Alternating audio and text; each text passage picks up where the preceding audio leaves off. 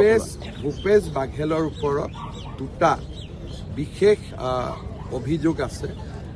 এটা অভিযোগ আছে, আপোনালোকে ছত্তীশগড়ৰ নিৰ্বাচনৰ সময়ত মই যেতিয়া গৈছিলোঁ তেতিয়া ময়ো তাত কৈছিলোঁ যে মহাদেৱ এপ বুলি এটা এপৰ জৰিয়তে বিত্তীয় লেনদেন হৈছিলে আৰু হাজাৰ হাজাৰ কোটি টকা সেই মহাদেৱ এপৰ জৰিয়তে ডুবাইলৈকে ট্ৰান্সফাৰ হৈছিলে।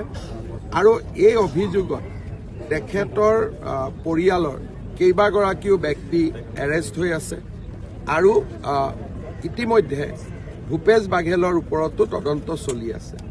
দ্বিতীয়তে এখন চেক CD প্ৰকাশ পাইছিলে।